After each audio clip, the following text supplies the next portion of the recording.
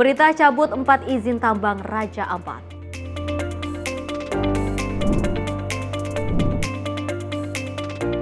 Chief Ekonomis Danantara tujukan potensi Indonesia di Tiongkok.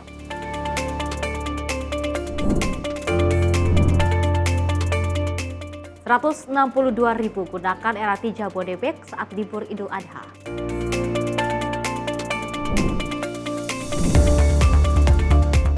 Mensesnek pencabutan izin.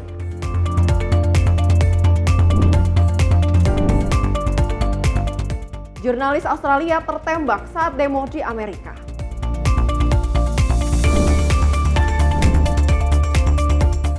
Korea Selatan kalahkan Irak.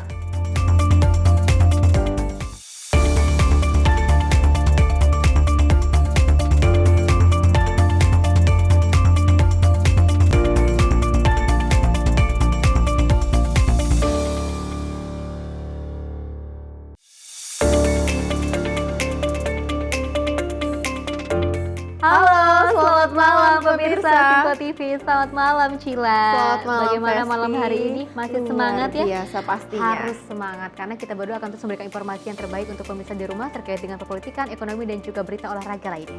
Tentu saja selain itu juga kami akan menyajikan beberapa peristiwa yang akan kami sampaikan langsung kepada Anda tentunya dalam program Menyapa Malam bersama saya Priska Priscilla. Dan saya Festi Ramadi, ini dia informasinya untuk Anda.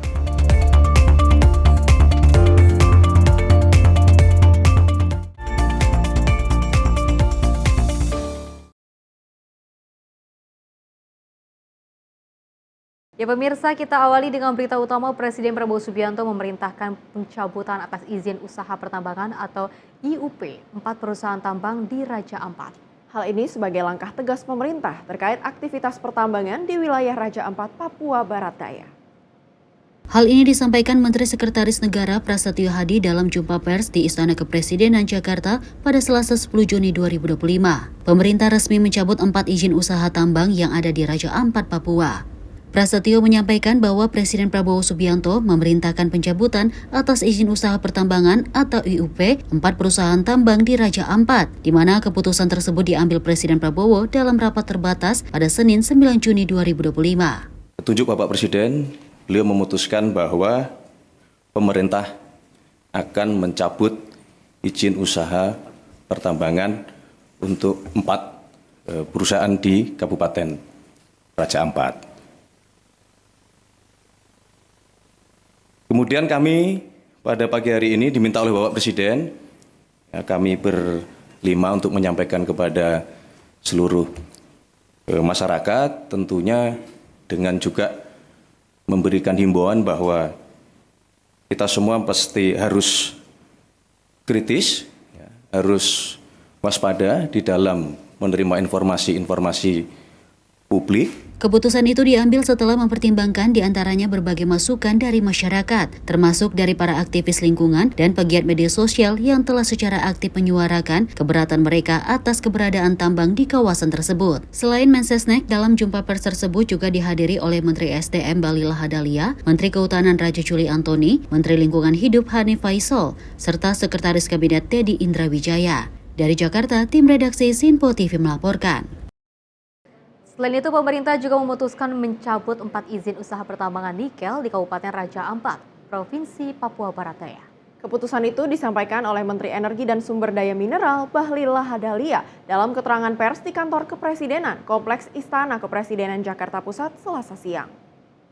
Pemerintah memutuskan mencabut 4 izin usaha pertambangan nikel di Kabupaten Raja Ampat, Provinsi Papua Barat Daya. Menurut Bahlil, terdapat sejumlah alasan yang menyebabkan pemerintah mencabut 4 izin usaha pertambangan tersebut. Tetapi lanjut Bahlil, Presiden punya perhatian khusus dan secara sungguh-sungguh untuk menjadikan Raja Ampat tetap menjadi wisata dunia dan keberlanjutan negara. Kita cabut adalah PT Anugerah Surya Pratama, PT Nurham, PT Miliar Raymond Perkasa, PT KWI Sejahtera Mining. Ini yang kita cabut. Alasan pencabutan tadi sudah sampaikan bahwa pertama secara lingkungan atas apa yang disampaikan oleh Menteri LH kepada kami itu melanggar. Yang kedua adalah kita juga turun ngecek di lapangan kawasan-kawasan ini menurut kami harus kita lindungi dengan tetap memperhatikan biota laut dan juga kala konservasi. Sekalipun memang perdebatan yang akan terjadi adalah izin-izin ini diberikan sebelum kita tetapkan ini sebagai kawasan geopark. Tetapi Bapak Presiden punya perhatian khusus dan secara sungguh-sungguh untuk bagaimana menjadikan Raja Ampat tetap menjadi wisata dunia dan untuk keberlanjutan negara kita. Itu Mbak ya. Jadi ditanya apa alasannya? Alasannya adalah pertama memang secara lingkungan, yang kedua adalah memang secara teknis setelah kami melihat ini sebagian masuk di kawasan geopark, dan menurut yang ketiga adalah keputusan ratas dengan mempertimbangkan masukan dari pemerintah daerah dan juga adalah melihat dari tokoh-tokoh masyarakat yang saya kunjungi. Dari Jakarta, Dio Malau, Sinpo TV melaporkan.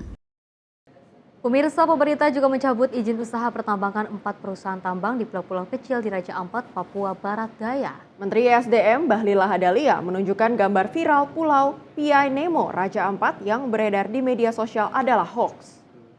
Awalnya Bahlil mengatakan bahwa dalam gambar viral tersebut, Piai Nemo dinarasikan sebagai pusat pariwisata Raja Ampat.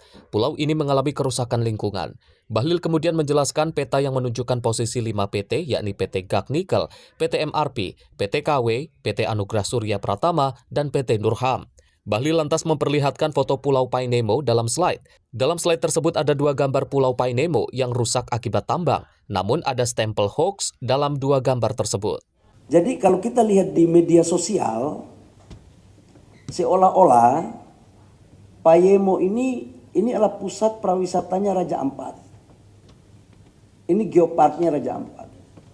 Dan seolah-olah ini sudah menjadi, mohon maaf, kerusakan lingkungan. Seolah-olah waktu kita belum turun. Jadi mohon kepada saudara-saudara saya sebangsa dan setanah air, dalam menyikapi berbagai informasi, tolong kita juga harus hati-hati, kita harus bijak, bisa membedakan mana yang sesungguhnya, mana yang tidak benar. Karena kita semua pingin untuk Indonesia baik. Adapun jumpa pers ini juga dihadiri oleh Menteri Sekretaris Negara Prasetyo Hadi, Seskap Teddy Indrawijaya, Menteri Kehutanan Raja Juli Antoni, dan Menteri Lingkungan Hidup Hanif Faisal Nurafi. Dari Jakarta, Dio Malau, Sinpo TV melaporkan. Pemirsa, Indonesia akan menguji coba panel surya inovatif dari startup Swiss dan juga Sunways yang juga dapat dipasang di atas rel kereta tanpa mengganggu operasional mulai di Bogor, Jawa Barat. Teknologi ini sudah diuji coba di Swiss dan berpotensi menghasilkan listrik besar, menarik minat negara lain seperti Korea Selatan dan Jepang. Indonesia berencana menguji coba teknologi panel surya inovatif dari startup Swiss Sunways yang dapat dipasang langsung di atas rel kereta tanpa mengganggu operasional. Teknologi ini nantinya akan diterapkan pertama kali di Bogor, Jawa Barat oleh perusahaan energi surya Indonesia Multitron Automa sebelum diperluas ke seluruh Pulau Jawa. Panel surya lepas pasang ini sedang diuji coba di Bates, Swiss dengan pemasangan cepat menggunakan mesin khusus serta sistem sikat otomatis untuk menjaga kebersihan panel dan perawatan rel. Proyek ini didukung oleh 12 mitra dan lembaga inovasi Inno-Swiss dengan anggaran sekitar 10 miliar rupiah. Jika diterapkan di seluruh jaringan rel Swiss sepanjang 5.320 km, teknologi ini diperkirakan dapat menghasilkan 1 miliar kWh listrik per tahun, cukup untuk memasok kebutuhan listrik 300.000 rumah tangga. Uji coba akan berlangsung selama 3 tahun untuk mengevaluasi dampak jangka panjang terhadap struktur rel. Teknologi panel surya ini menarik perhatian banyak negara seperti Korea Selatan, Jepang, dan Amerika Serikat. Korea Selatan dijadwalkan memulai proyek percontohan tahun ini, sementara Indonesia melalui Multitron Automa berencana mengimplementasikannya di Bogor sebagai langkah awal pemanfaatan teknologi ramah lingkungan ini. Tim redaksi Sinpo TV melaporkan. Selain itu, pemirsa, Wakil Presiden Gibran Rakabuming Raka juga meninjau langsung lokasi kebakaran yang menghanguskan ratusan rumah di Kapuk Muara, Jakarta Utara. Dalam kunjungannya, Wapres berinteraksi langsung dengan para pengungsi dan menegaskan komitmen pemerintah untuk memastikan seluruh bantuan tersalur secara merata dan tepat sasaran. Wakil Presiden Gibran Rakabuming Raka meninjau lokasi kebakaran yang melanda permukiman padat penduduk di Kapuk Muara, Kecamatan Penjaringan, Jakarta Utara pada Senin 9 Juni 2025 malam. Dalam kunjungan ini, Wapres menyusuri area terdampak yang masih dipenuhi puing-puing sisa kebakaran. Ia juga mengunjungi tenda-tenda pengungsian dan berdialog dengan warga untuk mendengar langsung berbagai kebutuhan mereka. Kepada warga, Wapres menyampaikan bahwa pemerintah akan terus memastikan terpenuhinya seluruh kebutuhan pokok, termasuk fasilitas yang lebih layak, makanan bergizi, dan layanan kesehatan. Sebagaimana ditekankan Presiden Prabowo tentang pentingnya koordinasi lintas sektor dalam situasi darurat, Wapres menginstruksikan jajaran pemerintah daerah dan lembaga terkait agar memastikan penanganan dampak kebakaran di Kapuk Muara berjalan optimal. Dia meminta agar dilakukan pemetaan menyeluruh terhadap zona terdampak sehingga distribusi bantuan dapat berjalan merata dan tepat sasaran. Sebelumnya, kebakaran hebat melanda permukiman padat penduduk di Kapuk Muara, Kecamatan Penjaringan, Jakarta Utara pada Jumat 6 Juni 2025. Meski tidak menimbulkan korban jiwa, peristiwa ini menghanguskan ratusan rumah dan memaksa sekitar 1.900 warga tinggal di tenda-tenda pengungsian. Tim redaksi Sinpo TV melaporkan. Informasi lainnya, pemirsa, tim pengawas haji DPR RI akan mengevaluasi penyelenggaraan ibadah haji dalam mengatasi berbagai permasalahan yang muncul. Hal ini merespon berbagai persoalan saat pelaksanaan puncak ibadah haji.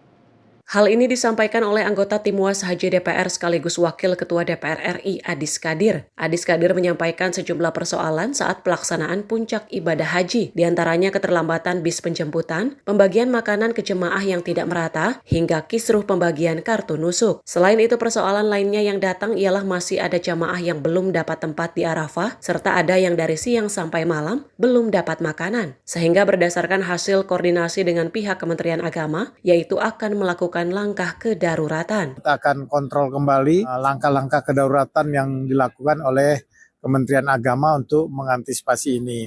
Yang penting pemerintah bersama-sama dengan DPR sebagai pengawas mempunyai niat untuk membuat jemaah ini bisa melakukan ibadah hajinya dengan baik, melakukan ibadah hajinya dengan lancar dan juga menjadi haji yang mabrur. Merespon hal ini, tim pengawas haji DPR RI akan mengevaluasi penyelenggara ibadah haji dalam mengatasi berbagai permasalahan yang muncul. Tim redaksi Sinpo TV melaporkan. Selain itu, pemirsa, anggota tim pengawas haji DPR RI Edi Wuryanto kembali mengingatkan pentingnya proses screening jemaah sebelum berangkat ibadah haji. Hal ini merespon jumlah jemaah haji Indonesia yang meninggal saat melaksanakan proses ibadah meningkat. Tim pengawas haji DPR RI sejauh ini mendapatkan laporan adanya 115 jemaah haji yang meninggal dunia. Jumlah tersebut bagi DPR RI bukanlah sekedar angka, melainkan bentuk kelalaian dari penyelenggara. Sehingga tim was haji DPR RI akan menjadikan hal ini sebagai bahan evaluasi. Nah, ini menjadi sorotan kami, terutama kami Komisi 9, mengapa angka kematian jamaah kita tinggi. Soal jamaah haji kita memang usianya sudah lanjut dan penyakitnya kronis kompleks. Sementara kita tidak memiliki screening jamaah haji yang memang betul-betul masuk risiko tinggi, itu tidak diizinkan. Padahal ketika mereka berangkat dipaksakan, pasti masalah kesehatannya banyak. Pemerintah Arab Saudi meminta mereka ada screening, sehingga bisa menekan angka kematian jamaah. Lebih lanjut, Edi Wuryanto menyatakan bahwa angka kematian jamaah di 2025 ini jauh lebih banyak dibanding tahun 2024. Sejauh ini mendapatkan laporan adanya 115 jamaah yang meninggal dunia, dibanding 2024 ada sekitar 85 orang yang meninggal. Tim redaksi Sinpo TV melaporkan. Pemirsa, Erick Thohir bertemu dengan timnas Indonesia di Jepang. Informasinya usai jeda berikut ini.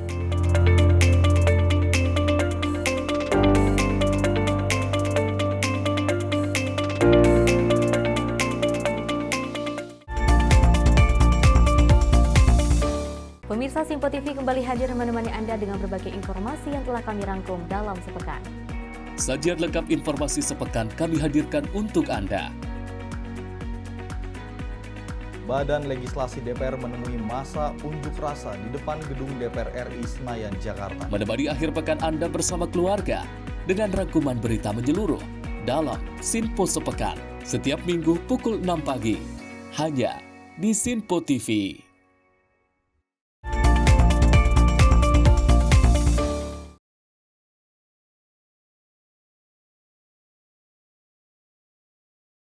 Terima kasih pemirsa, Anda masih bersama kami di Menyapa Malam Sinpo TV. Informasi kita lanjutkan ke berikutnya, ada Chief Economist Danantara, Reza Siregar, yang menjadi pembicara utama dalam acara Huatai Securities Mid-Year Investment Summit 2025 di Shanghai, China pada 4 dan 5 Juni 2025.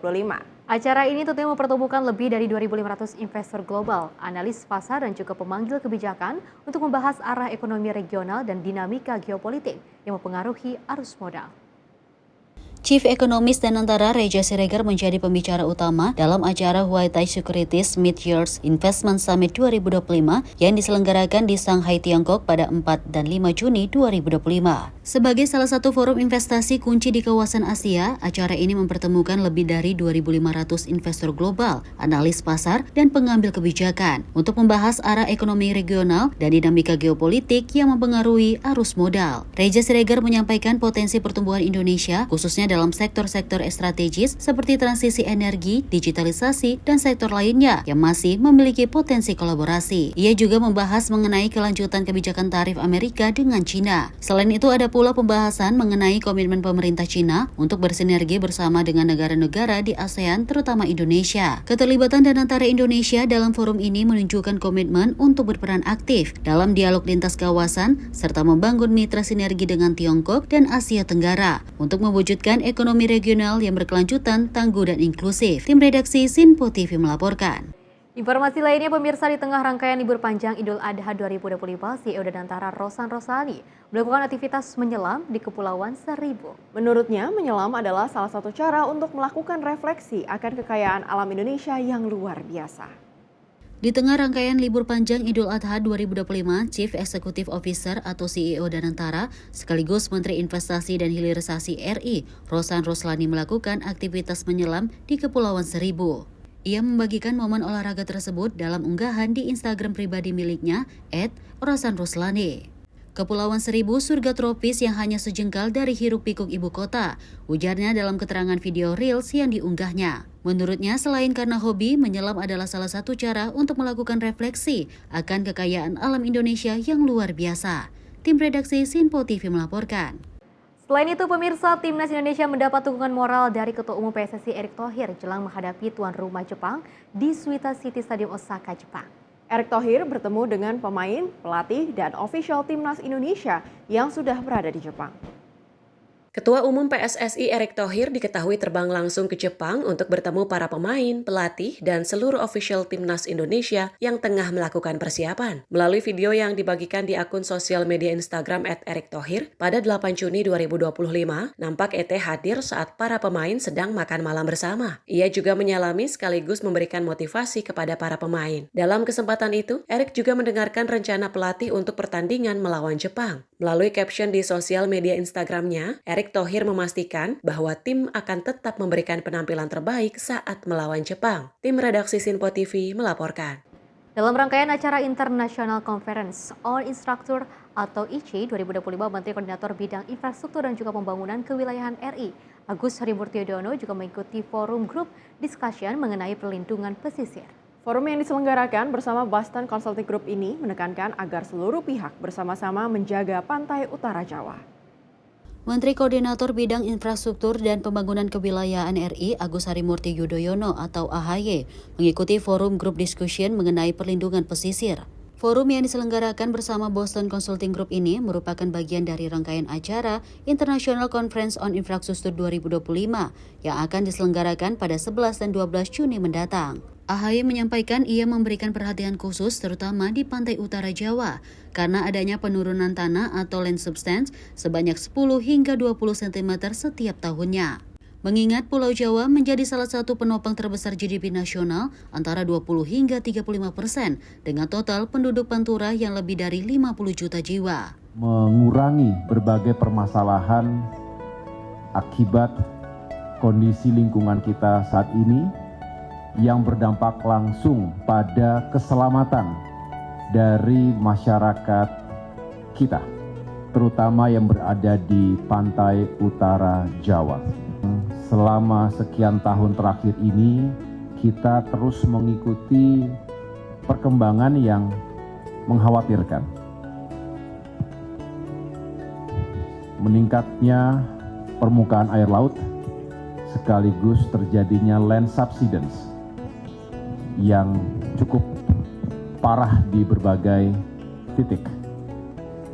Bahkan terjadi penurunan 10 hingga 20 cm setiap tahun. Dan kita tahu juga bahwa waktu tidak berpihak pada kita. Time is not on our side. We have to do something. Kita harus bekerja serius dan kita harus melibatkan semua pihak. Oleh karena itu sekali lagi saya mengucapkan terima kasih karena pemerintah pusat tidak bisa sendirian. Kita perlu membangun sinergi dan kolaborasi. Kita harus mengorkestrasikan ini semua sebaik mungkin dan tentunya kami sangat senang jika para sahabat partners dari berbagai sektor juga memiliki ketertarikan dan keinginan untuk menjadi bagian dari solusi. AHY turut menyampaikan rasa terima kasihnya untuk para mitra yang memiliki perhatian serupa untuk terus menjaga lingkungan di sekitar pesisir agar ekonomi juga terus dapat berjalan dengan nyaman. Tim redaksi Sinpo TV melaporkan. Dari Gubernur Maluku Utara, Selly Chowanda melemparkan pertanyaan ke Gubernur Jawa Barat, Deddy Mulyadi, saat mereka bertemu. Diketahui keduanya bertemu di kediaman Deddy Mulyadi di Lembur Pakuan, Subang, Jawa Barat. Dalam unggahan Instagram Deddy Mulyadi yang ditayangkan Minggu 8 Juni malam, Shirley lebih dulu mengungkapkan maksudnya datang ke Jawa Barat. Namun mantan Bupati Purwakarta itu membalas dengan menyinggung nama Gubernur Jakarta Pramono Anung dan Gubernur Jawa Timur Hovifah Indar Parawansa yang lebih berpengalaman. Shirley lalu menanggapi ingin tetap menimba ilmu birokrasi dari politisi Gerindra ini. Namun, Deddy Mulyadi justru berkelakar jika ke dirinya harusnya jalan-jalan gegara masih baru menjabat sebagai gubernur. Kemudian perbincangan mereka pun berlanjut, Shirley menyinggung soal pengalaman Deddy Mulyadi saat menjadi Bupati Purwakarta. Kemudian ia melanjutkan sempat diributkan ketika mengenakan ikat kepala khas Sunda. Sebagai informasi, Deddy Mulyadi dikenal sering menggunakan ikat kepala tradisional Sunda yang disebut totopong. Tim redaksi Sinpo TV melaporkan. Selain itu, pemirsa, Wali Kota Bogor Deddy Rahim meninjau progres pembangunan Pasar Gembrong Sukasari pada Senin 9 Juni 2025. Dalam kunjungannya, Deddy Rahim menyatakan bahwa pembangunan pasar yang berada di Jalan Sukasari, Kecamatan Bogor Timur itu hampir mencapai 100%. Wali Kota Bogor Deddy Rahim didampingi Dirut Perumda Pasar Pakuan Jaya, Jenal Abidin, meninjau progres pembangunan Pasar Gembrong Sukasari pada Senin 9 Juni 2025. Saya melihat kesiapan dari PD Pasar dalam rangka penyelesaian tahap akhir ya dari Pasar Gembrong. Kelihatannya ini sudah hampir 100% dan siap untuk diresmikan. Itu kebijakan dari pemerintah Kota Bogor yang namanya berjualan, berniaga hanya ada di dalam pasar. Ini langkah yang akan kami tempuh secara bertahap dan pasti bahwa tidak boleh lagi ada pedagang-pedagang yang tidak berjualan di luar pasar.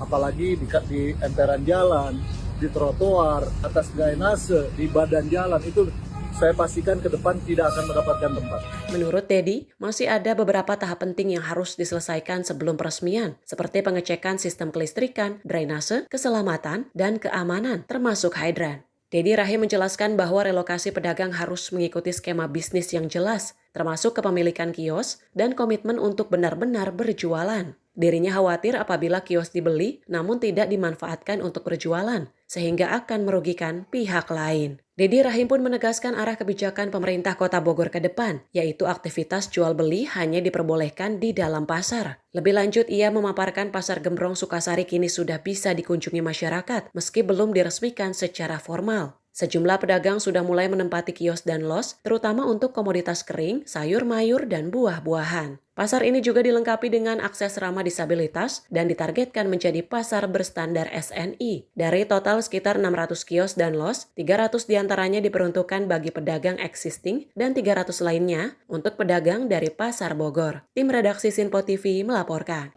Selain itu, pemirsa, tempat pembuangan sampah akhir TPA Galuga Kecamatan Cibung Pulang, Kabupaten Bogor, Jawa Barat, pada Senin siang kembali terjadi longsor susulan. Pemkab Bogor juga memasang spanduk himbauan agar masyarakat tidak mendekati lokasi. Sebelumnya, TPA Galuga mengalami longsor yang diduga akibat overkapasitas. Gunungan sampah ini sempat menutup jalan antar kampung di Kecamatan Galuga. Warga berharap pemerintah segera mengambil langkah agar tidak terjadi korban jiwa.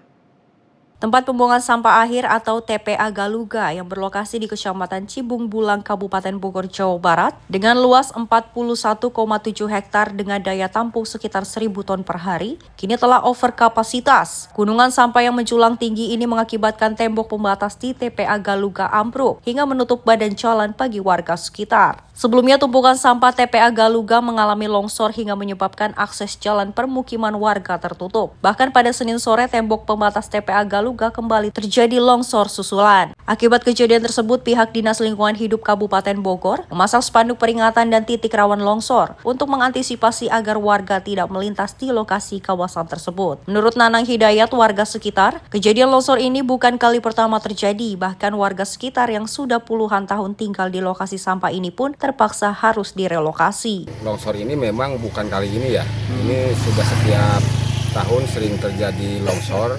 Kalau dulu memang longsor itu masuk ke kawasan pertanian warga, tapi saat ini juga sudah sangat memprihatinkan karena longsor itu sudah masuk menutupi bahu jalan akses warga dan tebing-tebingnya pun juga sudah ambruk tertimbun longsor. Bahkan tadi saya lihat ada kendaraan milik para pengendara nyaris tertimpa ambrukan longsoran itu, Pak. TPA Galuga yang dikelola oleh kedua wilayah kota dan Kabupaten Bogor Senin siang, tembok pembatas antar jalan warga kembali mengalami ambruk. Hal ini membuat warga sekitar berharap agar pemerintah daerah dan Kabupaten Bogor segera mengambil langkah agar masyarakat tidak menjadi korban. Dari Kabupaten Bogor, tim kontributor melaporkan.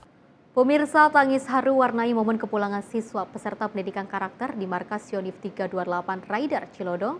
Setelah 10 hari ditempa kedisiplinan dan juga karakter di barak militer, 100 siswa akhirnya dipulangkan ke pelukan orang tua mereka. Kegiatan yang berlangsung di Divisi Infanteri 1 Kostrat Cilodong ditutup langsung oleh Gubernur Jawa Barat Teddy Mulyadi di lapangan Batalion Infanteri pada Raider 328 Dirgahayu. Program pembinaan karakter dan bela negara yang diselenggarakan pemerintahan kota atau Pemkot Depok resmi ditutup pada Senin 9 Juni 2025. Kegiatan yang diikuti oleh 100 pelajar dari berbagai sekolah di Depok ini berlangsung selama 10 hari. Para peserta mendapatkan pelatihan fisik, kedisiplinan, kerja sama tim, serta penanaman nilai-nilai kebangsaan dan cinta tanah air. Kegiatan yang berlangsung di Divisi Infanteri 1 Kostrat Cilodong ditutup langsung oleh Gubernur Jawa Barat Teddy Mulyadi di lapangan Batalion Infanteri para Raider 328 Dirgahayu. Gubernur yang akrab disapa Kang Deddy Mulyadi atau KDM menyampaikan pesan kepada para peserta untuk kembali ke keluarga dan lingkungan sekolah dengan semangat baru serta perilaku yang lebih baik. Tak hanya untuk para pelajar, KDM juga menitipkan pesan kepada para orang tua agar lebih terlibat dalam pembinaan anak-anaknya di rumah. Menurutnya, peran keluarga sangat penting dalam membentuk karakter anak. Tangis haru pun mewarnai momen kepulangan siswa peserta pendidikan setelah 10 hari ditempa kedisiplinan dan karakter di barak militer. Akhirnya dipulangkan ke pelukan orang tua mereka. Anak-anak tuh menangis nggak mau pulang. Bukannya menangis dia merasa mendapat sesuatu yang tidak nyaman, dia menangis nggak mau pulang. Saking betahnya, artinya bahwa pendidikan di barak militer itu tidak menyeramkan sebagaimana orang gambarkan, tetapi justru rasa-rasa kemanusiaan justru tumbuh di sini, di mana para pelatih tumbuh sebagai orang tua mereka, dan mereka dengan pelatihnya sangat dekat dan belum tentu didapatkan di tempat lain. Bahkan kalau tempat lain mahal loh bayarnya pendidikan seperti ini. Di sini gratis, difasilitasi oleh wali kota. KDM mengapresiasi langkah Pemkot Depok dalam menggelar program pembinaan karakter dan bela negara bagi pelajar. Ia berharap kegiatan ini terus berlanjut dan dapat diikuti oleh lebih banyak pelajar, bukan hanya mereka yang bermasalah. Tim redaksi Sinpo TV melaporkan. Irjen Kemenak pantau pergerakan jemaah haji. Selengkapnya usai jeda berikut ini.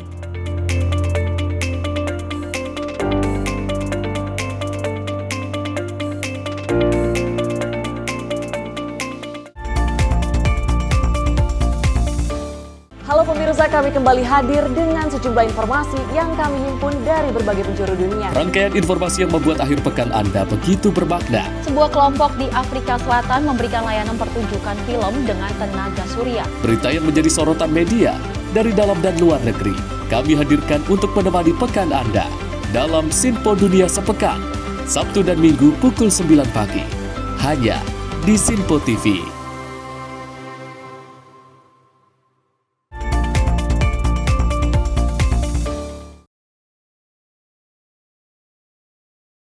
Terima kasih Anda masih bersama kami di Menyapa Malam Sinpo TV. Informasi berikutnya pemirsa, Romo Syafi'i, Wakil Menteri Agama mendorong adanya kesepakatan khusus dengan pemerintah Arab Saudi agar petugas haji Indonesia mendapatkan akses yang lebih mudah dan pengakuan resmi saat bertugas. Hal ini diperlukan karena beberapa jemaah mengalami kesulitan untuk menemukan petugas dan tersesat saat melakukan ritual seperti melempar jumroh. Romo Syafi'i mengungkapkan bahwa petugas keamanan Arab Saudi terkadang mengusir atau melarang petugas haji Indonesia mendampingi jemaah saat melempar jumroh di Jamarat. Akibatnya beberapa jemaah kesulitan menemukan petugas dan tersesat. Romo Syafi'i menegaskan perlunya komunikasi dan kesepakatan resmi dengan otoritas Saudi agar petugas haji Indonesia tidak diperlakukan seperti jemaah biasa. Itu yang tadi saya bilang, kalau kita ini berwibawa ya sebagai bangsa yang besar, itu harus ada komunikasi antara kami dengan agama, dengan dubes terhadap pemerintah Arab Saudi agar yang baju-baju gini ini jangan diperlakukan macam jemaah biasa. Jadi mereka naik ke atas diusir. Saya aja tadi ambil posisi yang nggak ada orang, posisi doa, diusir sampai kayak marah. Jadi memang harus ada kesepakatan bahwa petugas kita boleh melaksanakan tugas. Mungkin dikasih tanda kayak dari kerajaan, tasreh atau apa, kalau diusir ini. Jadi mereka itu memang ingin mendampingi ke atas, tapi diusir. Tapi ada beberapa polisi, saya tengok malah dipanggil nggak sama perlakuan mereka. Mereka perlu ada kesepakatan, kasih tanda. Itu mungkin untuk rekomendasi akan SOP-nya belum sampai ke bawah. Ia juga mendorong adanya solusi seperti izin khusus, tanda pengenal resmi, atau kerjasama yang lebih kuat antar negara agar petugas haji Indonesia dapat bertugas dengan lebih efektif. Dengan adanya kesepakatan khusus, petugas haji Indonesia dapat mendampingi jemaah dengan lebih baik dan memastikan jemaah aman dan nyaman selama menjalankan ibadah haji. Romo Syafi'i juga menyatakan bahwa petugas haji Indonesia telah bekerja maksimal tetapi masih ada kendala di lapangan. Tim redaksi Sinpo TV melaporkan. Selanjutnya pemirsa, Irjen Kemenak Khairunas memantau proses kedatangan jemaah nafar awal di pemondokan sektor daerah kerja Makkah pada 8 Juni 2025. Selain untuk memantau proses kedatangan, Irjen Khairunas juga turut membantu jemaah nafar awal di Makkah. Di tengah suhu 42 derajat Celcius, Irjen Kemenak Khairunas tidak hanya memantau kedatangan jemaah nafar awal di sektor 8 Dakar Mekah, tetapi juga turun langsung membantu. Melalui video yang dibagikan di akun sosial media Instagram @itjen_kemenak_ri, terlihat Irjen Khairunas menggendong seorang jemaah yang terkena stroke dan kesulitan menyeberang jalan pada pukul 12:20 waktu Arab Saudi. Irjen Khairunas menyatakan hal ini menjadi catatan kinerja syarikah yang tidak memedulikan kondisi jamaah haji saat menurunkan dari Mina. Lebih lanjut disampaikan bahwa hal kedepannya, hal ini akan menjadi rekomendasi Kementerian Agama, tim pemantau haji Itjen Kemenak, untuk mengevaluasi syarikah yang tidak kooperatif dengan PPIH Arab Saudi. Tim redaksi Sinpo TV melaporkan. Jelang kepulangan jemaah haji Indonesia pada tanggal 12 Juni mendatang, pedagang oleh-oleh haji di Pasar Tanah Abang mulai ramai pembeli. Pedagang memprediksi haji tahun ini akan mengalami peningkatan pembeli hingga 20%. Jelang kepulangan jemaah haji ke tanah air, keluarga para jemaah haji sudah ramai mendatangi Pasar Tanah Abang Jakarta Pusat pada Senin siang. Banyak dari keluarga para jemaah haji ini yang menyiapkan oleh-oleh haji untuk keluarganya. Salah satu pembeli oleh-oleh haji yakni Melisa mengaku sengaja menyiapkan oleh-oleh haji untuk suaminya sejak jauh-jauh hari agar terhindar dari naiknya harga oleh-oleh. Menurutnya, alasan menyiapkan oleh-oleh di Indonesia karena keterbatasan bagasi dan harga jauh lebih murah. Kacang, biasa ya kacang, aneka kacang juga, terus air zam-zam gitu, kismis, sama coklat, sama ya sedikit parfum lah. Berarti ini kebutuhannya Bu untuk oleh-oleh haji atau gimana Bu? Ya, untuk oleh-oleh haji. Nah, yang pergi haji ya siapa Bu? Suami. Suami ya Bu. Pulangnya tanggal? Insya Allah tanggal 28 Juni. Emang sengaja menyiapkannya dari jauh-jauh hari atau seperti apa? Iya, betul. Soalnya nanti kalau udah mendekati kan biasanya orang juga banyak ya. Jadi lebih rame dan harga pun kayaknya biasanya sih suka naik gitu kan. Berarti sengaja untuk disiapin dari sekarang, harganya masih stabil ya Bu? Iya betul, masih stabil, masih normal. Masih normal ya Bu? Jadi sejauh ini harga-harga untuk dijadikan oleh-oleh ini masih normal Bu? Belum ada kenaikan ya Bu ya? Belum. Ibu bikin berapa paket Bu? 450. Sementara itu, Tony, pedagang oleh-oleh haji, mengaku saat ini memang para keluarga dari jemaah haji sudah banyak berburu oleh-oleh mulai saat ini. Tony memprediksi penjualan tahun ini mengalami peningkatan hingga 20% karena sepekan menjelang ketibaan kloter pertama saja sudah banyak yang memesan oleh-olehnya. Toko pun menyediakan banyak oleh-oleh seperti kurma, air zam-zam, hingga kacang Arab dan sajadah. Selain itu, dirinya juga menyediakan oleh-oleh yang sudah berbentuk paketan dengan 5 jenis item. Di dalamnya seperti kurma, kacang Arab, coklat, air zam-zam, dan yang lainnya. Harga satu paket oleh-oleh haji pun dibanderol mulai dari Rp18.000 per paket. Karena memang sama schedule-nya ya, pemulangan dari jemaah haji kloter pertama kan udah mulai seminggu lagi kalau nggak salah. Jadi udah mulai ada peningkatan. Karena kebetulan ini juga weekend, long weekend, jadinya mulai berasa ada peningkatannya. Ada peningkatan banyak. Iya. Ini tapi sejauh ini peningkatan ataupun penjualan di haji tahun ini dibanding tahun kemarin seperti apa? Apakah tahun ini lebih ramai atau seperti apa? Karena kita belum melihat keseluruhan ya, kemungkinan sih akan lebih meningkat sih. Kira-kira berapa persen, Bang? Bisa di 10 atau 20% ya peningkatannya. Iya. Dibanding tahun kemarin. Iya. Nah, untuk tahun ini apa aja, Bang, kira-kira yang paling sering diburu oleh para keluarga yang menyiapkan oleh-oleh haji untuk keluarganya? Standar aja ya, paling kurma, kacang Arab kayak gitu. Jadi kayak mereka ngurangin bagasi juga. Kalau terus yang jam-jam kayak gitu. Tapi yang kalau kita tuh biasanya kalau hajian tuh banyak kan sajadah. Sajadah gitu. Itu udah paling best seller ya. Paling sering dicari ya. Iya, oleh-olehnya juga sajadah. Diketahui jemaah haji kloter pertama asal Tulung Agung akan tiba di tanah air pada 12 Juni mendatang. Dari Jakarta, Dio Malaus, Sinpo TV melaporkan. Pemirsa, setelah rangkaian puncak haji selesai dan seluruh jemaah kembali ke Mekah, layanan bus sholawat akan kembali beroperasi mulai Selasa 10 Juni 2025 atau 14 Zulhijjah 1446 Hijriah. Informasi ini disampaikan oleh Dirjen Penyelenggaraan Haji dan Umroh Kementerian Agama, Hilman Latif, pada Senin 9 Juni 2025 dari kawasan Mina. Bus sholawat merupakan layanan bus gratis yang setiap tahun disediakan oleh pemerintah Indonesia. Bus ini mengantar jamaah dari hotel ke Masjidil Haram pulang pergi selama mereka berada di Mekah. Konteks pengoperasian bus ini adalah setelah selesainya fase lempar jumroh di Mina yang berlangsung sejak Jumat 6 Juni hingga Senin 9 Juni 2025. Hari ini adalah 13 Zulhijjah, dikenal juga sebagai hari terakhir tasyrik dan waktu nafar sani, yaitu saat jamaah yang memilih tinggal di Mina hingga 13 Zulhijjah baru mulai bergerak kembali ke hotel. Sebagian besar jamaah telah lebih dahulu meninggalkan Mina pada 12 Zulhijjah atau nafar awal, yakni izin keluar lebih cepat dari Mina setelah menyelesaikan lempar jumrah di hari kedua tasyrik. Hilman menyebut sekitar 25.000 jamaah mengambil opsi nafar sani tahun ini, sementara sisanya telah kembali lebih dulu ke Mekah. Dengan dimulainya kembali operasional bus sholawat, jamaah diharapkan dapat mengatur waktu tawaf secara lebih aman dan nyaman. Fokus tetap pada kesehatan, keselamatan, serta kesempurnaan ibadah. Tim redaksi Sinpo TV melaporkan. Selanjutnya pemirsa, selama libur panjang Idul Adha 6 hingga 9 Juni 2025, sebanyak 162.052 orang menggunakan LRT Jabodebek untuk mendukung mobilitas di wilayah Jabodetabek. LRT Jabodebek juga mengoperasikan 1.158 perjalanan selama libur Idul Adha dengan tarif mulai Rp5.000 hingga Rp10.000.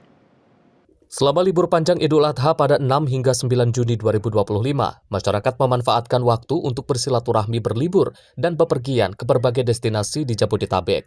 Dalam periode tersebut, layanan LRT Jabodebek tetap menjadi pilihan transportasi dengan total 162.052 pengguna. Dengan 55.262 pengguna, stasiun dengan jumlah pengguna tertinggi salah satunya di Stasiun Dukuh Atas BNI, tercatat 29.022 tap-in dan 30.852 tap-out.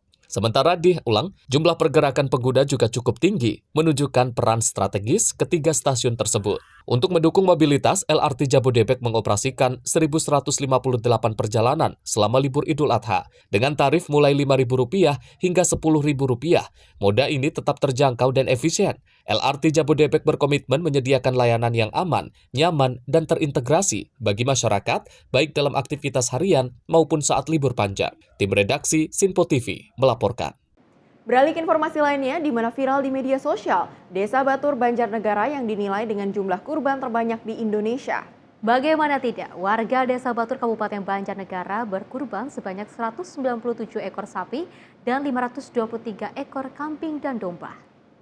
Inilah rekaman video yang menunjukkan gotong royong warga Desa Batur dalam berkurban di momen Idul Adha 2025. Jumlah hewan kurban warga Desa Batur, Kabupaten Banjarnegara, Jawa Tengah berada di angka yang terbilang fantastis, yaitu 720 ekor, dengan 197 sapi dan 523 kambing dan domba. Berdasarkan keterangan di video, daging kurban tersebut dikemas dengan perbungkusnya 2,5 kilo sampai 3 kilo. Hewan kurban tersebut didapatkan dari iuran warga selama setahun, di mana warga sisihkan penghasilan yang disesuaikan dengan pekerjaannya. Dan iuran tersebut untuk berkeluarga, bukan berjiwa. Tim redaksi Sinpo TV melaporkan. Beralih ke informasi lainnya, Indonesia kembali mencatatkan namanya di panggung olahraga internasional melalui Perkumpulan Besar Padel Indonesia. Selain itu, tanah air resmi dipercaya sebagai Federasi Padel Internasional menjadi tuan rumah Cupra VIP Tour 2025 level bronze, turnamen bergengsi yang juga digelar di dua kota ikonik, Jakarta dan Bali.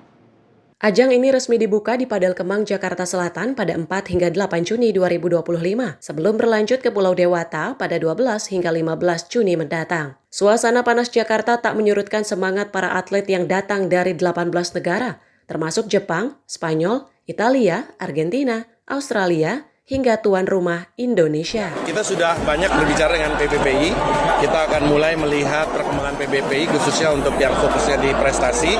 Mereka sudah punya sirkuit nasional, mudah-mudahan dalam waktu dekat kami LP Dukinas Pro akan bekerja sama dengan PBPI untuk mendatangkan event-event kelas dunia lagi, dan tentu ini semua atas arahan Mas Menpora.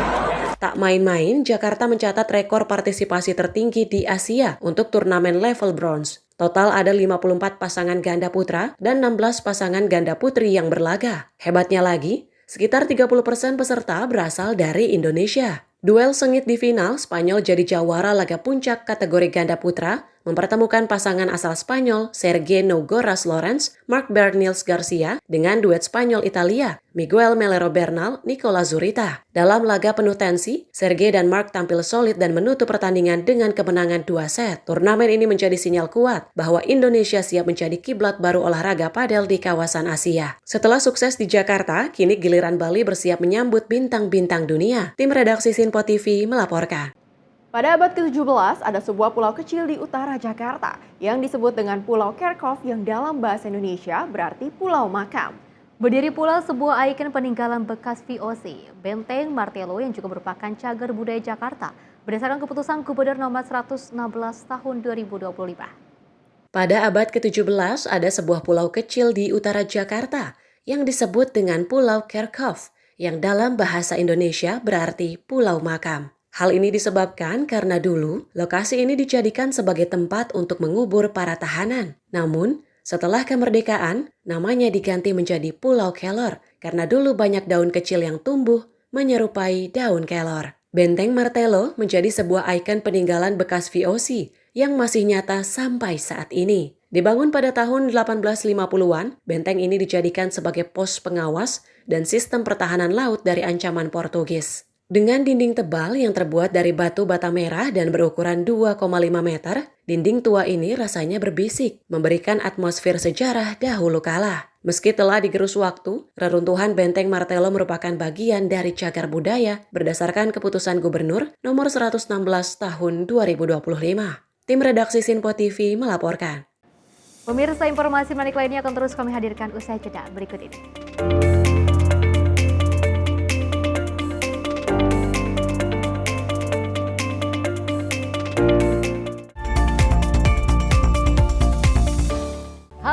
Selamat malam pemirsa, senang sekali rasanya kami mengisi ruang informasi Anda. Akhiri aktivitas Anda dengan rangkuman perkembangan peristiwa yang terjadi sepanjang hari. Sebelumnya kita saksikan ada sekitar 3.000 tamu undangan, sementara di Ibu Kota Nusantara ini ada sekitar 2.000 tamu undangan. Rangkaian informasi nasional dan mancanegara dirangkum sebagai penutup hari dalam Menyapa Malam. Setiap Senin hingga Jumat pukul 8 malam, hanya di Sinpo TV.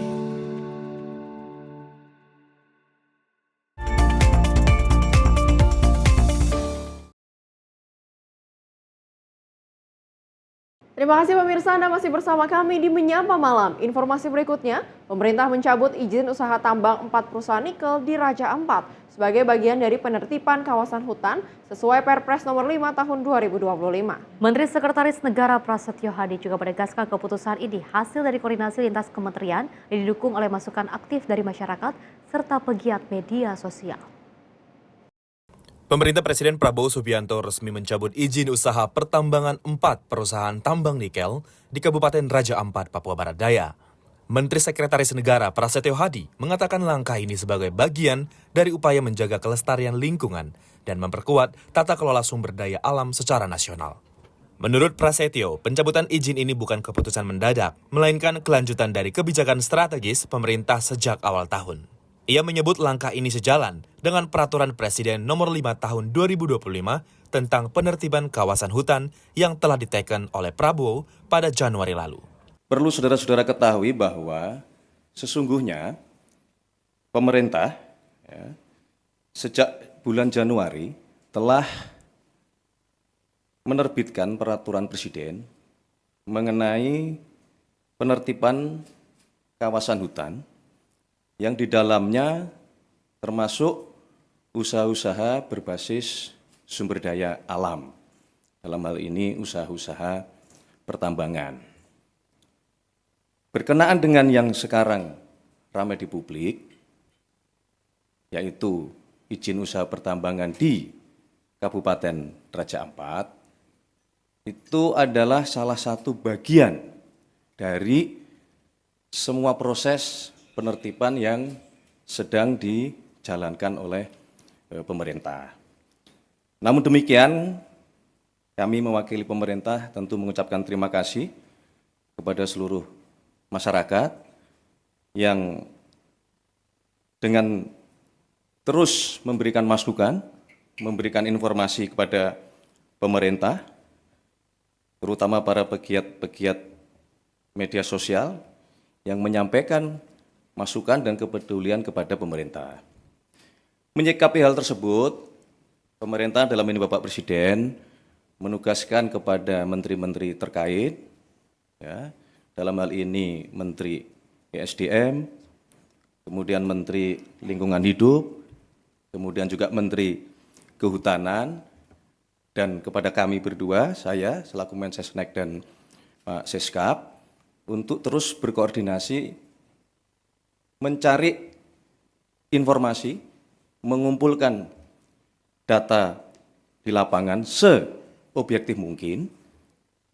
Dan kemarin Bapak Presiden memimpin rapat terbatas, salah satunya membahas tentang izin usaha pertambangan di Kabupaten Raja Ampat ini, dan atas petunjuk Bapak Presiden, beliau memutuskan bahwa pemerintah akan mencabut izin usaha pertambangan untuk 4 perusahaan di Kabupaten Raja Ampat. Keputusan ini diambil usai rapat terbatas yang dipimpin oleh Presiden bersama jajaran kementerian terkait. Proses penertiban dilakukan melalui verifikasi lapangan dan koordinasi lintas kementerian. Pemerintah juga mengapresiasi peran masyarakat, termasuk pegiat media sosial yang turut berkontribusi melalui masukan dan informasi dari lapangan. Kemudian kami pada pagi hari ini diminta oleh Bapak Presiden, kami berlima untuk menyampaikan kepada seluruh masyarakat, tentunya dengan juga memberikan himbauan bahwa kita semua pasti harus kritis, harus waspada di dalam menerima informasi-informasi publik, kemudian juga harus waspada untuk mencari kebenaran-kebenaran kondisi objektif di lapangan. Tim redaksi Sinpo TV melaporkan. Selanjutnya pemirsa, Menteri Lingkungan Hidup Hanif Faisal mengklaim kegiatan tambang di kawasan Raja Ampat, Papua Barat Daya tak berdampak terlalu serius terhadap lingkungan. Ia juga menyimpulkan tambang garapan PT Gag Nikel, anak perusahaan PT Antam, relatif memenuhi kaidah tata lingkungan. Dalam konferensi pers Minggu siang, Hanif Faisal mengaku dirinya belum terjun langsung untuk mengecek sejumlah lokasi tambang yang dinilai merusak kawasan Raja Ampat, Papua Barat Daya. Namun tim dari kementeriannya sudah melakukan peninjauan dan menyimpulkan minimnya tingkat pencemaran lingkungan dari PT GN Nikel selaku anak perusahaan PT Antam. KLH mencatat luas area penambangan yang dikuasai PT Gunung Nikel di Pulau GAG mencapai 6.030 hektar. Sedangkan luas tambang yang dipantau oleh Citra Satelit dan drone LH sekitar 187,87 hektar. Dari hasil tersebut, Hanif meyakini anak perusahaan PT Antam tersebut sudah menaati peraturan yang berlaku. Teman-teman di lapangan, jadi mulai memang kelihatannya pelaksanaan kegiatan tambang nikel di PT GAG ini oleh PT GN ini relatif memenuhi kaidah-kaidah tata lingkungan. Artinya bahwa tingkat pencemaran yang nampak oleh mata itu hampir tidak terlalu serius. Artinya kalaupun ada gejala ketidaktaatannya lebih ke minor-minor saja. Tetapi ini dari pandangan mata tentu masih perlu dilakukan kajian-kajian mendalam karena tentu sedimentasi itu sudah menutupi ini permukaan koral. Ada beberapa langkah yang harus kita lakukan. Jadi sudah kami sampaikan bahwa secara umum semua pulau ini dikelilingi oleh koral. Koral sebagai suatu habitat yang memang harus kita jaga benar keberadaannya, sangat pentingnya buat kehidupan kita semua, terutama yang bermuara nanti kepada di laut. Jadi ini yang kemudian kita nanti perlu dalami lagi. Tetapi secara teknis semua kaidah lingkungan yang dipersyaratkan di dalam pertambangan nikel di Pulau GAG oleh PT GN ini berdasarkan penilaian lapangan yang dilakukan sesuai dengan persetujuan lingkungan yang telah diberikan, maka semua kaidahnya telah dilalui. Arif juga menekankan seluruh urusan teknis telah dipenuhi PT GAG Nikel yang meliputi izin usaha tambang sampai persetujuan pinjam lahan. Dari Jakarta, Dio Malau, Sinpo TV melaporkan. Pemirsa, tokoh masyarakat Papua, OSEA PTG, angkat suara soal polemik tambang di Raja Ampat, Papua. OSEA PTG juga menyebut sebaiknya masyarakat memberi kesempatan kepada pemerintah untuk cek AMDAL atau analisis mengenai dampak lingkungan hidup.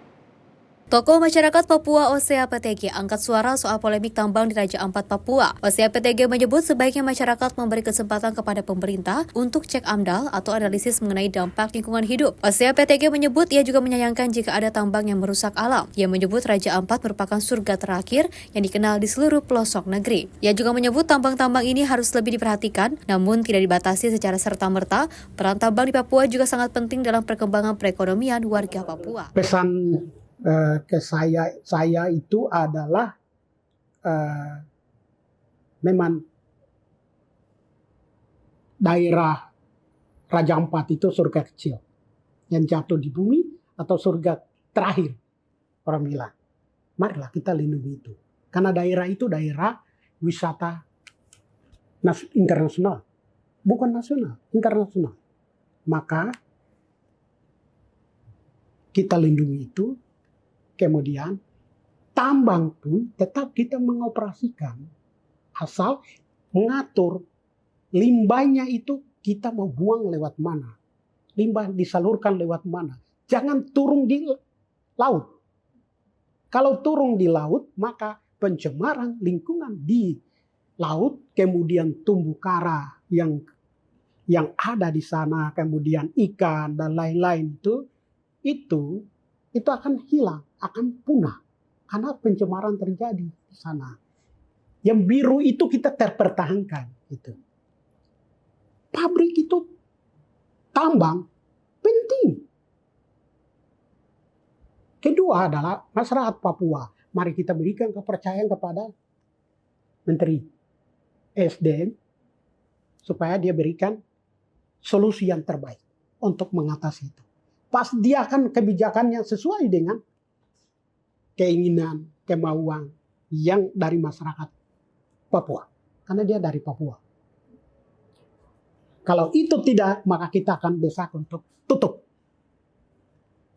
Keempat adalah Pak Menteri sudah tahu tentang Papua di sana, mereka mau seperti apa. Lakukanlah yang terbaik untuk Bapak Menteri.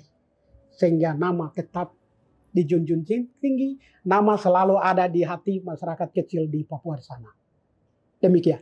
LCA-PTG menegaskan jika nanti dalam amdalnya terbukti merugikan alam, maka warga Papua tegas meminta untuk menutup usaha tambang tersebut. Ia pun meminta seluruh hasil pemeriksaan amdal bersifat transparan untuk bisa diakses oleh masyarakat. Dari Jakarta, Dio Malau, Simpo TV melaporkan. Informasi lainnya, usai disumpah kewarganegaraan, 4 atlet sepak bola asal Belanda resmi sebagai warga negara Indonesia. Kehadiran keempat atlet wanita naturalisasi tersebut diharapkan mampu mendongkrak perkembangan sepak bola wanita jelang sejumlah pertandingan internasional ke depannya. Pemerintah resmi melakukan pengambilan sumpah dan pembacaan janji setia kewarganegaraan terhadap 4 atlet sepak bola wanita asal Belanda yang baru saja dinaturalisasi. Keempat atlet wanita yang baru saja dinaturalisasi, yakni Emily Julia Frederica Nahon, dari garis keturunan neneknya lahir di Bogor, Felicia Victoria De Zeeuw, melalui keturunan neneknya yang lahir di Jakarta, kemudian Iris Joska De Roo, keturunan dari neneknya yang lahir di Lumajang, dan Isa Gus Warps, di mana neneknya lahir di Padang. Direktur Jenderal Administrasi Hukum Umum Kementerian Hukum, Widodo mengungkapkan keempat atlet wanita naturalisasi tersebut telah melewati serangkaian birokrasi dan proses yang cukup panjang, di mana pengesahannya dilakukan oleh DPR RI. Adapun proses naturalisasi ini berkolaborasi dengan tim antar kementerian lembaga yang tergabung dalam tim pemeriksaan dan penelitian pemberi pewarganegaraan atau TP4. Keempat atlet sepak bola wanita atau perempuan ini sudah mendapat persetujuan, pertimbangan dan persetujuan dari DPR RI, Komisi 13 dan juga Komisi 10, dan juga telah ditetapkan dalam rapat paripurna DPR juga, dan juga telah diusulkan oleh Presiden Republik Indonesia. Dengan ini pemerintah kembali menegaskan proses naturalisasi bukanlah persoalan peralihan kewarganegaraan saja, namun membuka karpet merah bagi semua golongan masyarakat untuk membela merah putih di kancah internasional. Dari Jakarta, Max, juru kamera Azizul Hakim, tim liputan Simpo TV melaporkan.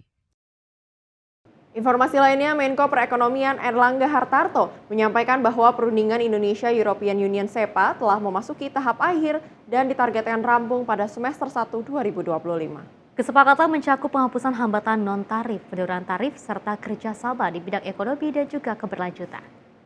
Menteri Koordinator Bidang Perekonomian Erlangga Hartarto menyampaikan bahwa perundingan Indonesia-European Union Comprehensive Economic Partnership Agreement atau IU-SEPA telah memasuki tahap akhir. Hal ini disampaikan usai pertemuannya dengan European Union Commissioner for Trade and Economic Security, Maroš Šefčovič, di Brussels, Belgia pada 6 Juni 2025. Erlangga menyebutkan bahwa hubungan ekonomi Indonesia dan Uni Eropa terus menunjukkan tren positif dengan nilai perdagangan mencapai 30,1 miliar dolar Amerika Serikat pada 2024 dan surplus perdagangan Indonesia yang meningkat dari 2,5 miliar menjadi 4,5 miliar dolar Amerika Serikat. Dalam pertemuan tersebut, Erlangga mengapresiasi tercapainya kesepakatan penting mengenai pertumbuhan berkelanjutan dan kerangka keberlanjutan yang menjadi isu utama dalam perundingan. Ia juga menyampaikan harapan agar Uni Eropa memberikan preferensi terhadap produk perikanan Indonesia sebagaimana yang telah diberikan kepada negara mitra lainnya. Pembicaraan sudah tahap akhir, jadi dapat kita simpulkan bahwa kedua belah pihak sudah sepakat untuk segera menyelesaikan baik itu dari segi materi daripada seluruhan SEPA, dan kedua tentu akan berproses terkait dengan legal drafting yang bisa diselesaikan tidak dalam waktu yang lama. Kemudian proses selanjutnya adalah proses hukum, di mana proses hukum ataupun ratifikasi memerlukan persetujuan dari 27 negara Eropa dan Indonesia sendiri. Jadi itulah kira-kira skema yang disepakati untuk mengimplementasi dari perjanjian EU-SEPA. Selain itu, Erlangga menyambut baik pernyataan Komisioner Maroš mengenai perlakuan khusus terhadap negara-negara mitra SEPA dalam kebijakan Uni Eropa yang bertujuan mengurangi deforestasi. Ia memastikan tidak ada hambatan berarti dalam proses perundingan ini yang telah berlangsung sejak 2016 dan melalui 19 putaran. Fokus utama perundingan mencakup penghapusan hambatan non-tarif, penurunan tarif, kerjasama ekonomi, serta pengembangan kapasitas dengan target penyelesaian pada semester 1 2025. Tim redaksi Simpo TV melaporkan. Kita beralih ke informasi lainnya, sosok Adnan, remaja berusia 15 tahun asal Bumi Ayu, Kabupaten Brebes, Jawa Tengah mencuri perhatian. Ia viral di media sosial setelah mengaku nekat bersepeda dari Brebes menuju Subang demi bertemu dengan Gubernur Jawa Barat, Deddy Mulyadi. Adnan, remaja berusia 15 tahun asal Bumi Ayu, Kabupaten Brebes, Jawa Tengah, mengaku nekat goes ke Subang demi menemui Gubernur Jawa Barat, Deddy Mulyadi. Saat ditemui, Adnan tampak mengenakan kaos bergambar bus dan celana pendek serta bersandal. Latar belakang Adnan terasa pilu. Remaja itu tidak memiliki orang tua. Adnan mengaku punya saudara di Jakarta tetapi tidak tahu tempat tinggalnya. Kemudian Adnan juga tidak melanjutkan pendidikan setelah keluar saat duduk di bangku kelas 2 SMP. Seharusnya ia telah duduk di kelas 1 SMA. Perekam lalu bertanya asal Adnan, ia mengaku dari Jawa Tengah. Adnan lalu menyerahkan selembar kertas kepada perekam. Ia bertanya mengenai alamat kediaman Deddy Mulyadi. Assalamualaikum Pak Deddy, nama saya Adnan. Saya dari Kabupaten Brebes, Kecamatan Bumi Ayu, Desa Kalialang. Saya kesini naik sepeda, saya ingin ketemu Pak Deddy, saya dari Brebes. Kertas tersebut bertuliskan Lembur Pakuan, Desa Sukasari, Dawan, Subang. Adnan mengaku tujuannya bertemu Deddy Mulyadi ingin meminta bantuan. Perekam pun menasehati Adnan untuk berhati-hati karena jalur Pantura banyak dilintasi kendaraan besar. Saat itu Adnan juga mengaku orang tuanya sudah tidak ada. Akhirnya, perekam pun mengajak Adnan untuk beristirahat di kantor Desa Kuwu. Adnan pun mengiyakan ajakan tersebut. Tim redaksi Sinpo TV melaporkan. Selanjutnya pemirsa, setelah hampir 2 pekan, anggota Polsek Grogol Petamburan berhasil menangkap JHP, kakek berusia 69 tahun yang terlibat cekcok berujung pemberlakuan rasis terhadap salah seorang wanita penumpang Transjakarta di halte Tanjung Duren. Pelaku ditangkap di kosannya di kawasan Tanah Abang, Jakarta Pusat. Didampingi anggota Polsek Grogol Petamburan, JHP kakek berusia 69 tahun digiring masuk ke Polsek untuk dimintai keterangan terkait video viral yang cekcok dengan seorang penumpang bus Transjakarta di halte Tanjung Duren, Jakarta Barat. Pelaku ditangkap setelah hampir 2 pekan diburu petugas. Ia ditemukan di sebuah indekos di kawasan Tanah Abang, Jakarta Pusat. Setelah dipertemukan dengan SL, wanita yang terlibat cekcok JHP, keduanya pun sepakat untuk berdamai dan saling memaafkan. Korban pun telah mencabut laporannya terkait ujaran kebencian rasis serta penganiayaan ringan. Pelaku mengaku spontan melakukan perbuatannya karena sedang dalam tekanan ekonomi. Untuk pelaku penganiayaan ringan dan ataupun penghinaan ringan yang terjadi beberapa waktu lalu di Transjakarta, khususnya di halte depan Taman Anggrek telah kita amankan. Adapun kita amankan kemarin Minggu pagi di kos-kosannya di daerah Tanah Abang sendirian dan selanjutnya kita bawa. Kemudian tadi pagi, Senin pagi, korban datang ke Polsek dan akhirnya terjadi kesepakatan damai antara kedua belah pihak dan pelaku minta maaf, korban juga telah memaafkan dan akhirnya korban mencabut laporan polisi. Berdamainya kedua belah pihak membuat polisi mengambil langkah restorasi justice dan menutup kasus ini. Tim redaksi Sinpo TV melaporkan. Dari dunia internasional, demo menolak kebijakan imigrasi Trump di Los Angeles ricuh. 56 orang ditangkap dan pasukan Garda Nasional dikerahkan. Pasukan tambahan dikerahkan di Los Angeles serta New York untuk mengendalikan kerusuhan. Aksi protes menolak kebijakan imigrasi Presiden Donald Trump di Los Angeles pada 9 Juni 2025 berubah ricuh. Ribuan demonstran bentrok dengan polisi yang membubarkan massa menggunakan peluru karet dan gas air mata. Selama 2 hari kerusuhan, 56 orang ditangkap dan Trump mengerahkan 2.000 pasukan Garda Nasional serta 700 marinir ke kota tersebut.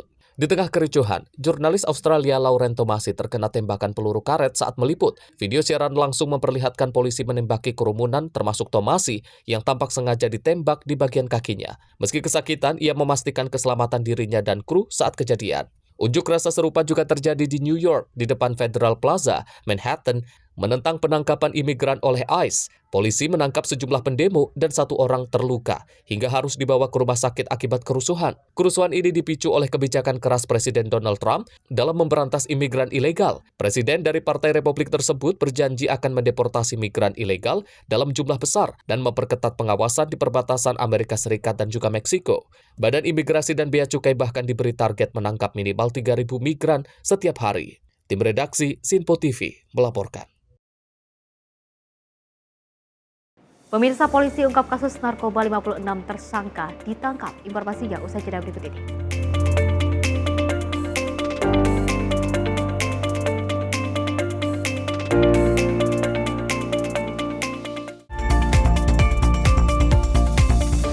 Pemirsa, Sinpo TV kembali hadir menemani Anda dengan berbagai informasi yang telah kami rangkum dalam sepekan. Sajian lengkap informasi sepekan kami hadirkan untuk Anda. Badan Legislasi DPR menemui masa unjuk rasa di depan gedung DPR RI Senayan, Jakarta. Menemani akhir pekan Anda bersama keluarga dengan rangkuman berita menyeluruh dalam Sinpo Sepekan setiap minggu pukul 6 pagi hanya di Sinpo TV.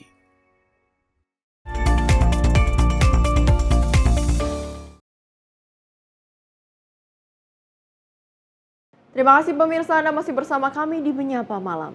Informasi selanjutnya, polisi menyampaikan kronologi kecelakaan beruntun maut di Jalan Raya Sukabumi Cianjur, tepatnya di jalur Tengkorak Gekbrong, Kecamatan Gekbrong, Kabupaten Cianjur, Jawa Barat pada Senin 9 Juni 2025. Insiden tragis ini menyebabkan 2 orang tewas dan 8 lainnya mengalami luka-luka. Kanit Gakum Satlantas Polres Cianjur Ibda Ika Cakra Mustika menjelaskan bahwa kecelakaan bermula saat sebuah truk tangki bermuatan air melaju dari arah Sukabumi menuju Cianjur. Saat melintasi jalur turunan panjang, truk diduga mengalami remblong hingga menabrak 5 kendaraan yang berada di depannya. Kecelakaan ini seperti apa? Baik, terima kasih. Saya jelaskan terkait dengan kejadian yang terjadi di wilayah Polres Cianjur.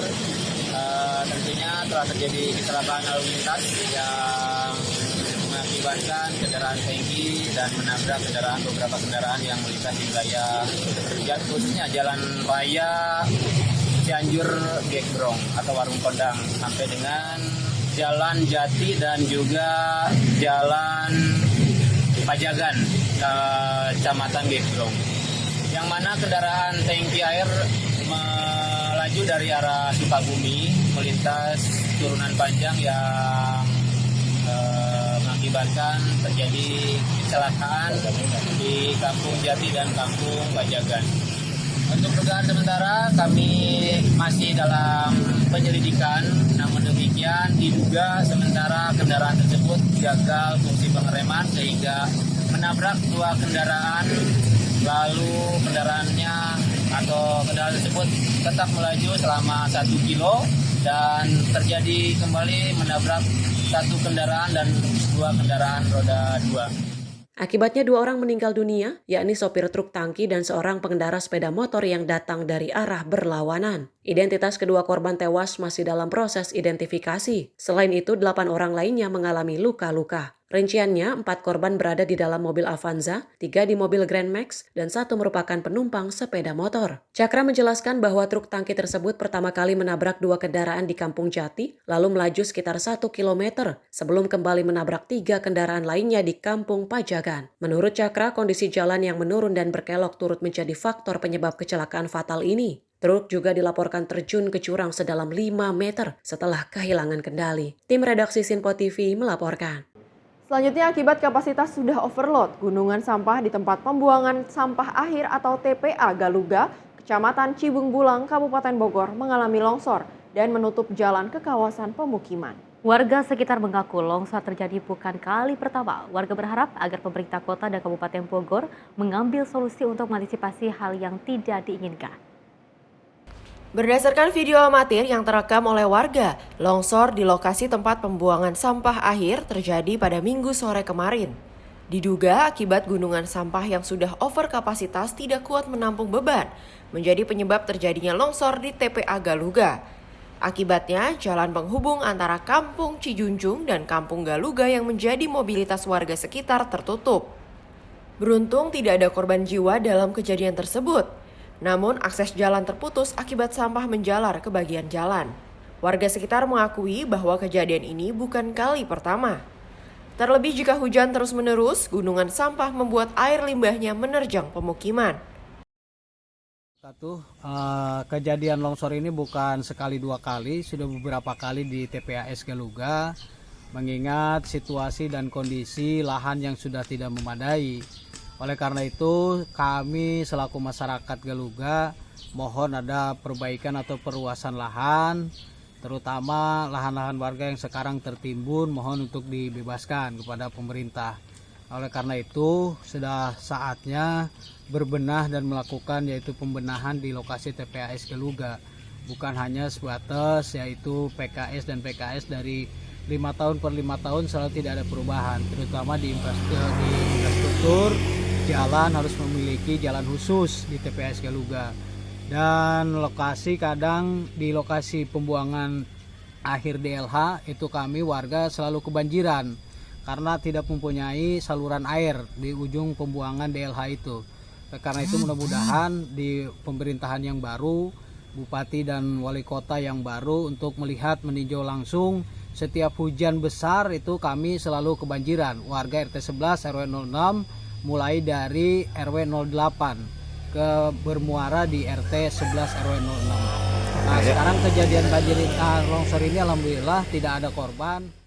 Guna menghindari hal yang tidak diinginkan, warga berharap agar pemerintah kota dan Kabupaten Bogor segera mengambil langkah di TPA Galuga dengan luas sebesar 42 hektar dengan daya tampung 1.000 ton per hari ini mengangkut sampah dari 2 wilayah kota dan Kabupaten Bogor agar tidak terjadi longsor kembali di kemudian hari. Dari Kabupaten Bogor, tim kontributor melaporkan. Sebuah rumah semi permanen yang telah berusia 25 tahun roboh pada malam tadi di Jalan Keramat Pulau Gundul RT 1 RW 10 Kelurahan Tanah Tinggi, Kecamatan Johor Baru, Jakarta Pusat. Peristiwa tersebut tentunya terjadi setelah hujan deras disertai angin kencang mengguyur wilayah DKI Jakarta pada petang hari. Sebuah rumah semi permanen yang telah berusia 25 tahun roboh pada malam tadi di Jalan Keramat Pulau Gundul RT 01 RW 10 Kelurahan Tanah Tinggi, Kecamatan Johor Baru, Jakarta Pusat. Samsudin, pemilik rumah yang juga mengalami kejadian itu menceritakan bahwa saat hujan deras berlangsung ia bersama adiknya sedang beristirahat di dalam rumah. Namun tiba-tiba terdengar suara gemuruh dari plafon rumahnya. Rumah tersebut diketahui sudah berdiri selama 25 tahun dan pernah mendapatkan perbaikan secara bertahap, namun keterbatasan ekonomi membuat perbaikan menyeluruh belum dapat dilakukan hingga kondisi bangunan semakin rapuh. Adapun dalam peristiwa ini tidak ada korban jiwa.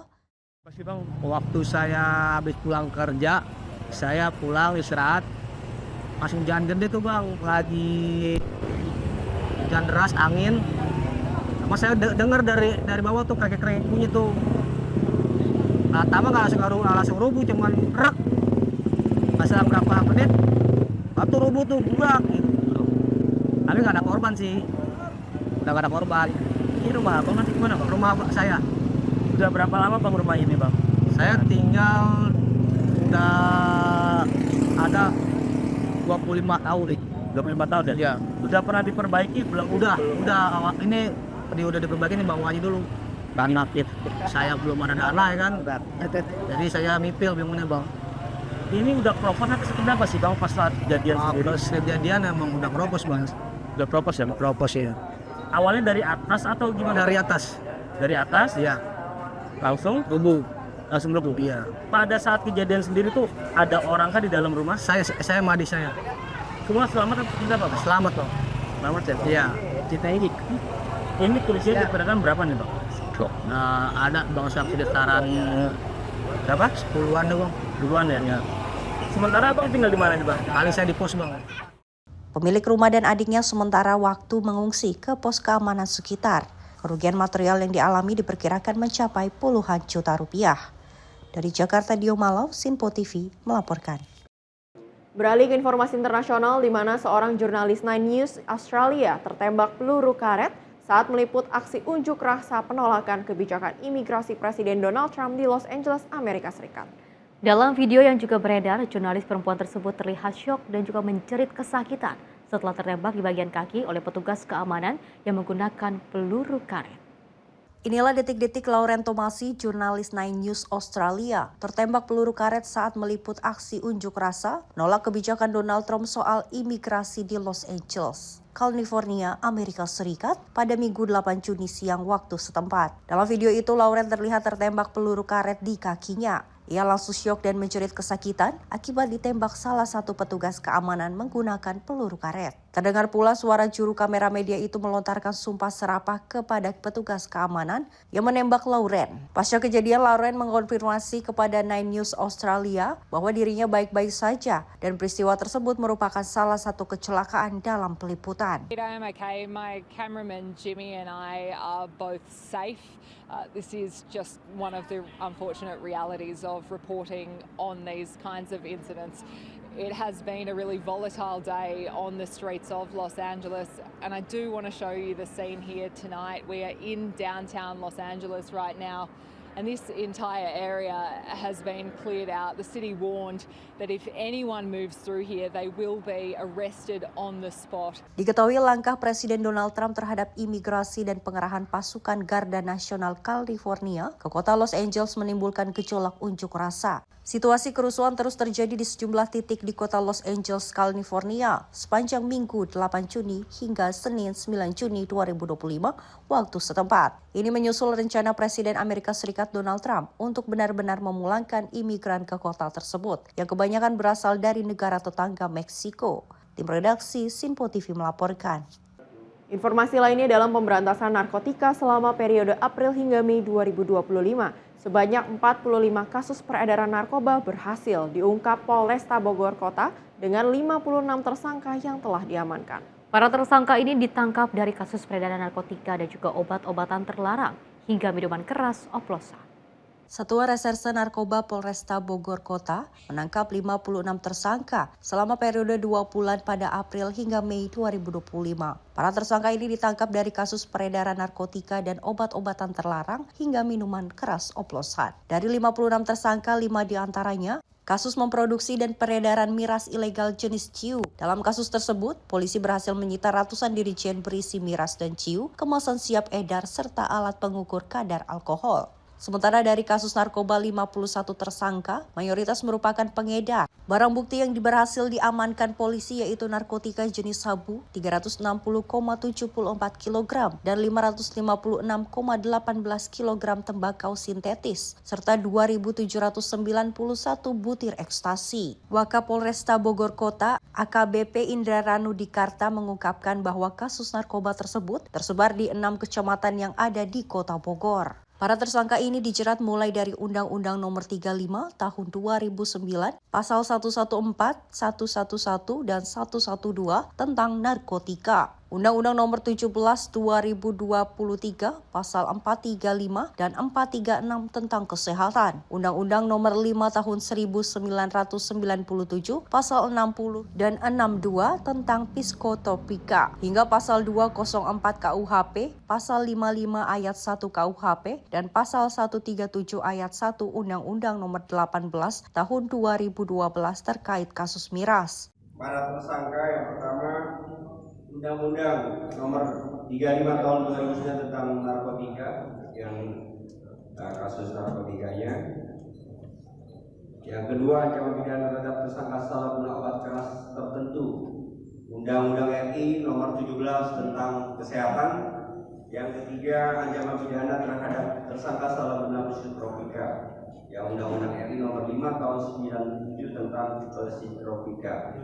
Yang terakhir, ancaman pidana terhadap minuman keras bagi yang mengindustri sendiri, yang mana kena pasal 204 ayat 1, pasal 55 ayat 1 KUHP dan pasal 56 KUHP serta pasal 137 ayat 1 Undang-Undang Nomor 18 Tahun 2012 tentang pangan. Dari Kota Bogor, kontributor melaporkan.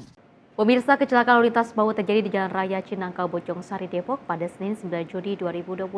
Peristiwa ini melibatkan seorang pengendara sepeda motor yang dilaporkan meninggal dunia di lokasi kejadian. Informasi melalui unggahan akun Instagram Info Parung memperlihatkan korban kecelakaan tergeletak di jalan dengan tubuh tertutup kardus. Motor yang dikendarai korban berinisial TW 23 tahun berusaha menghindari lubang saat melintas di lokasi kejadian. Namun upaya tersebut membuat sepeda motor terjatuh hingga korban terpental ke arah kolong bus Gunung Harta. Menurut informasi unggahan tersebut, korban mengalami cedera parah pada bagian kepala diduga akibat terlindas oleh sebuah bus. Pendarahan hebat membuat korban tidak bisa diselamatkan dan dinyatakan meninggal dunia di tempat. Hingga berita ini diturunkan, belum ada keterangan resmi dari pihak kepolisian terkait kronologi kejadian lengkap tersebut. Dari Jakarta, Adelia Saptiarina, Sinpo TV melaporkan. Pemirsa, kebakaran besar terjadi di kawasan Pasar Bojong Rawabuaya, Cengkareng, Jakarta Barat pada Senin 9 Juni 2025. Api melahap sejumlah lapak liar dan juga bengkel yang berada di sekitar pasar tersebut. Peristiwa kebakaran mulai diketahui sekitar pukul 13 waktu Indonesia bagian Barat. Setelah menerima laporan, petugas langsung bergerak cepat dari pos Rawabuaya untuk mencegah api merambat lebih luas. Sebanyak 16 unit mobil pemadam kebakaran dan 80 personel dikerahkan dalam upaya pemadaman. Petugas sempat mengalami kesulitan karena material bangunan yang mudah terbakar, serta akses menuju lokasi yang terhambat portal perumahan. Hingga berita ini diturunkan, penyebab pasti kebakaran masih dalam penyelidikan dan belum ada laporan korban jiwa dalam kejadian ini. Dari Jakarta, Adelia Saptiarina, Sinpo TV melaporkan. Informasi lainnya, kapal motor Alif Berkah dengan penumpang dan anak buah kapal sebanyak 352 orang kandas di perairan Pulau Bokori, Kabupaten Konawe, Provinsi Sulawesi Tenggara pada Senin petang. Tim SAR gabungan pun langsung melakukan evakuasi terhadap para penumpang kapal yang kandas di perairan Konawe, Sulawesi Tenggara. Namun proses evakuasi dilakukan cukup lama karena keterbatasan perahu. Kepala Kantor Pencarian dan Pertolongan atau Basarnas Kendari, Amiruddin saat ditemui di Kendari pada Senin malam menyampaikan bahwa KM Alif Berkah dilaporkan kandas pada Senin 9 Juni sekitar pukul 18.32 WITA. Ia menyampaikan berdasarkan laporan tersebut terdapat kapal yang memuat 346 penumpang dan 6 orang ABK itu kandas saat melewati perairan dangkal di sekitaran Pulau Bokori. Ia menyebutkan saat tim SAR tiba di lokasi, pihaknya langsung mengerahkan KN SAR Pacitan karena kondisi penumpang kapal kayu tersebut mencapai ratusan orang. Amiruddin menuturkan proses evakuasi penumpang berlangsung cukup lama dari pukul 20.15 sampai 22.00 WITA karena menggunakan kapal perahu karet menuju KN Pacitan. Terdapat 1 orang penumpang yang membutuhkan perawatan lebih lanjut yang dimobilisasi dengan perahu karet menuju dermaga Basarnas Kendari. Selanjutnya dibawa ke RS Santa Ana Kendari untuk dilakukan tindakan medis. Amiruddin menyampaikan usai mengevakuasi 345 penumpang, KM SAR lalu menuju dermaga Kendari sekitar pukul 22.30 WITA. Sementara 6 AKB KM Alif Berkah 01 memilih tinggal karena menunggu air pasang agar kapal mereka bisa dibawa ke darat. Tim redaksi Sinpo TV melaporkan.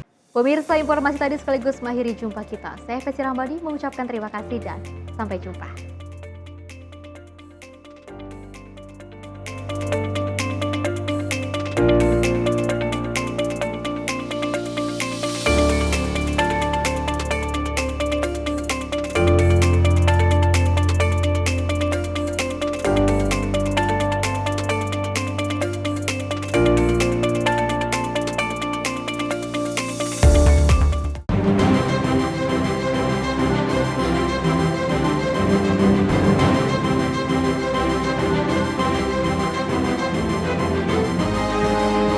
Sinpo TV, News, Sport, Entertainment.